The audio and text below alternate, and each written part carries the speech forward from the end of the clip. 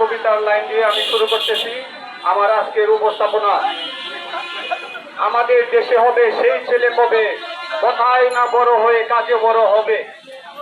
এই কবিতাটুকু যখন আমি পড়ি তখন আমার খুবই কষ্ট হয়। এই কবিতার মানে এখনো আমি খুঁজে পাচ্ছি না কেন। নির্বাচনের আগে যারা নির্বাচন করে সারা বাংলাদেশের মানুষকে প্রতিশ্রুতি দেয় যে এই করব সেই করব, কিন্তু বাস্তবে তার কোনো বাস্তবতা নাই। পথচারী যারা আছে সকলেই একটু মনোযোগ দিয়ে শুনবে, যারা শুনতেছে। আমাদের দুঃখের সাথে বলতে হয় 1 থেকে 12তম নিবন্ধনকারী আমরা যারা অরিজিনাল সনদকারী আছি এখনো রাস্তায় রাস্তায় আমরা ঘুরছি। অথচ যারা 8ম শ্রেণী পাস রাজমিস্ত্রি তারা বিভিন্ন প্রতিষ্ঠানে প্রধান শিক্ষক প্রিন্সিপাল হয়ে বুক ফুলিয়ে রাস্তাতে হাঁটে, আর আমরা মাথার মতো করে এই রাস্তা দিয়ে হাঁটি। কেন কেন কেন? এই প্রশ্নের উত্তর কে দিবে? আপনারা কেউ কি নাই আমাদের পাশে দাঁড়ানোর মতো? এমন কোন শক্তি নাই বাংলাদেশে যে অরিজিনাল সনদকারী যারা সার্টিফিকেটকারী কেন হাহাকার অবস্থায় থাকবে? কেন পরিবারের কাছে, কেন সমাজের কাছে, কেন সকলের কাছে মাথা নত করে থাকবে? আমরা কি মাথা তুলে বাঁচতে পারি না? আমাদের ভিতরে কি সততা নাই?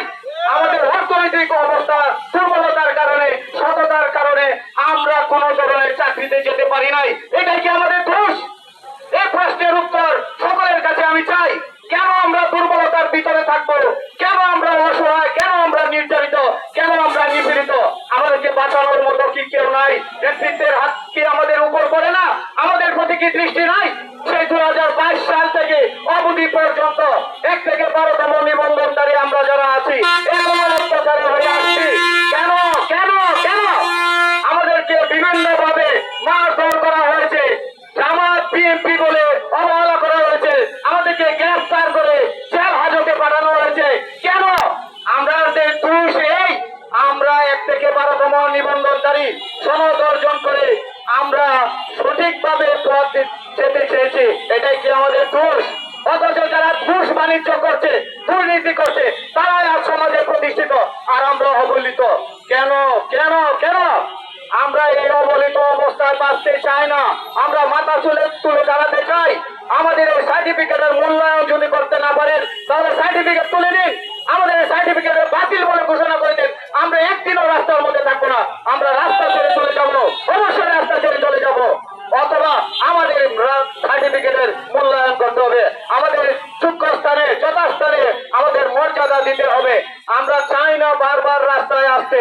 আজকে এই মানববন্ধন করার উদ্দেশ্য হচ্ছে আমরা যারা অবহেলিত অবস্থায় আছি 1 থেকে 12তম নিবন্ধনকারী, অবশ্যই আমাদের একটা সঠিক মর্যাদা দিতে হবে দিতে হবে দিতে হবে এবং আমাদের চাকরি আমাদেরকে ফিরিয়ে দিতে হবে।